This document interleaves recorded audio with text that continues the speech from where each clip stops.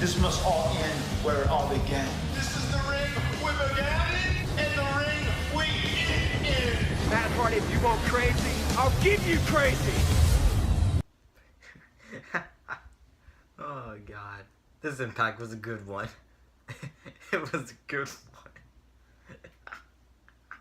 one. It wasn't even a good one as in it was a great wrestling show. It was a good one as in what the fuck are they doing? Oh my god. Let's go over this show. So, Impact. Mike Bennett opens up the show. And he's X Division champion now. I don't know if I went over that, but Mike Bennett's X Division champion. Because he wants to use option C to get to the world title at Destination X in 2 weeks. Genius heel shit there. So, Mike Bennett says that he redefines X Division. And that he's the ultimate X Division wrestler. So he calls out Lashley, and Lashley comes out, and Lashley basically tells him that if he doesn't back off, he's going to beat the shit out of him. EC3 comes out and says that he beat Mike Bennett, and he's going to beat Lashley tonight for the world title, because there's the three-way main event between Lashley, Galloway, and EC3. And then they just start beating up each other for whatever reason in the middle of the segment. And then Drew Galloway comes out to make the save, but he hits EC3 with the Claymore, and EC3 later on is like, what the fuck? In the middle of this, Mike Bennett tried to weasel his way out of defending the championship by telling Billy Corgan that he should hold the title till Destination X, but Billy Corgan said that's not what champions do, and he's going to defend his championship tonight against the winner of an X Division Battle Royal. Whatever. I don't know. I don't have that much of a problem with this, I guess. There's no really problem to have with it. I love Mike Bennett being a heel. Lashley gives no fucks. EC3 is good as always. Drew Galloway is just there. Whatever. Who cares? First match. Gail Kim versus Sienna. This match went about 3 minutes. It was terrible. It was not good at all. Sienna still looks very green as champion. Gail Kim is just overrated as shit. Allie is perfect. Allie came out with Sienna to introduce her, and she is so fucking annoying. She's so good in her role. She's absolutely good. I love Allie so much. I don't know how this match ends. I think it ended with Sienna pitting Gail Kim after... Oh, yeah, that's right. Jade ran out for whatever reason. I think to stop Allie, and then Marty Bell came out and attacked Jade, and this distracted Gail Kim, and Sienna got the win.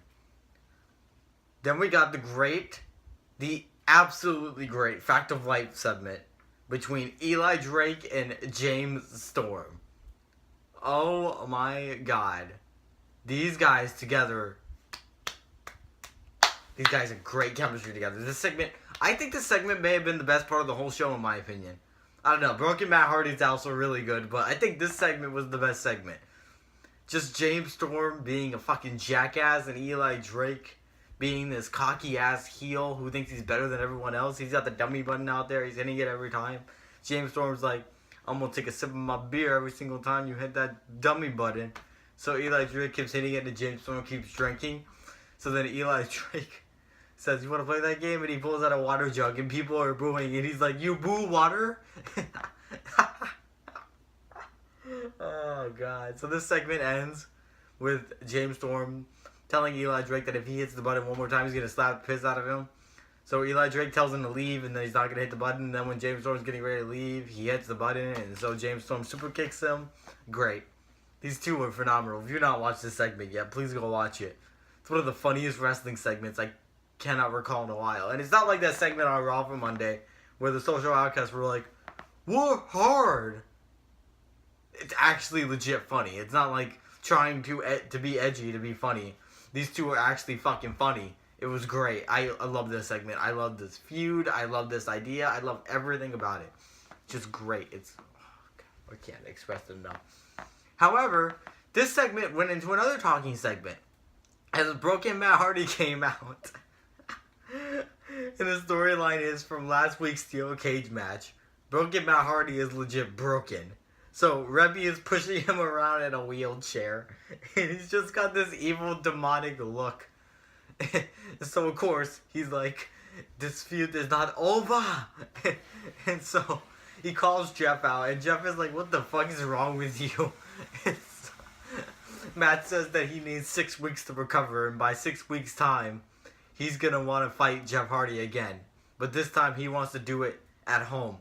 He wants to fight Jeff Hardy in North Carolina in that ring from the great fucking Jeff Hardy Matt Hardy contract signing video. He wants to fight there. And let me tell you, I watched the preview video for Impact about this match. You sell me on a match when I look at Jeff Hardy and Matt Hardy wrestling each other and they are shooting fucking fireworks at each other.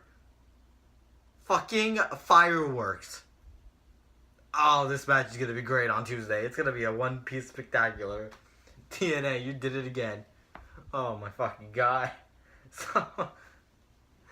So Jeff agrees to the match, and then he starts mentioning Matt Hardy's kid, and Rebby takes the mic, and she tells Jeff not to mention her kid, and then Matt Hardy just magically recovers, gets out of the wheelchair, and knocks Jeff Hardy from behind, starts beating the fuck out of him, tells Jeff he only needs 1 week to recover, and that they're going to wrestle next week.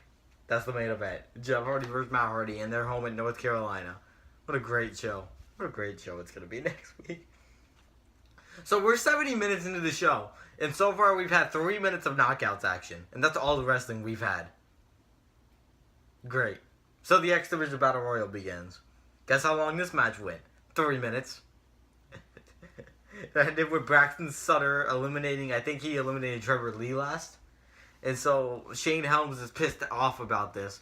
So him and Andrew Everett and Trevor Lee run into the ring and they start beating the shit out of Braxton Sutter. Mike Bennett was on commentary and he was like, I might as well defend my championship now. Gets up, he grabs the mic and he says, this is your chance, Braxton Sutter. What are you going to do about it? And so then Braxton Sutter rolls him up and then he almost had the 3 count, but Miracle kicked out. Mike Bennett hits the Miracle in Progress and he retains the championship. Great. 18-second match. Almost. Oh boy. Yeah, in case you haven't known yet, this show is not about wrestling. There's basically no wrestling on the show besides the 9-minute main event. But whatever. So Mike Bennett, on commentary, may I point out, says that he learned all of his X Division moves from Ultimo Lucho. Whatever.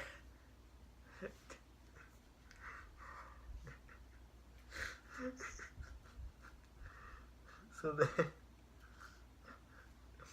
then throughout the show, we got commercials about those product commercials on TV, call this number now.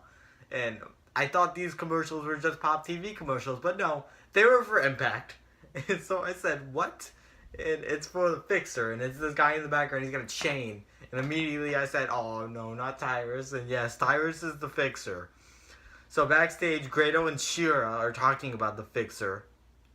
And Grado says that he paid the Fixer a lot of money to fix their problem. So we got a 6-man tag match. We got Tyrus, Grado, Mahabali Shira versus the Tribunal and Al Snow. Grado, Shira, and Tyrus won. Hey, Tyrus has a character now. That's all I care about. But god damn it. That's a legit number. I don't remember the actual number. But there's a number. I'm going to leave it somewhere in the video for you to call. And if you legit call it, it will be like, hello, if you have reached the Fixer, please leave your problem after the beep. It's like, are you fucking serious? Oh, TNA. You never fail to obey us. So, then we got the main event. Lashley, Galloway, EC3. This is the only good wrestling part of the whole show. If you were looking at the rest of the show for wrestling, get the fuck out of here. This show was comedy at its best. This is the most fucking jokeful show I've ever seen before in my life. So, these 3 put on a good fucking main event. For the fucking show we got so far, I'm glad they put their all on the line. I'm surprised this match was happening. I was like, holy fuck, really? This main event's happening on this kind of show? But whatever. Lashley ended up pinning EC3 with a spear. It should be interesting to note that Lashley pinned EC3, something that many people have failed to do. They'll probably point that out next week. Yeah, it was a good main event. Lashley retains. Good show. Next week we have the Great Hardy versus Hardy match from North Carolina. This show was great. This show.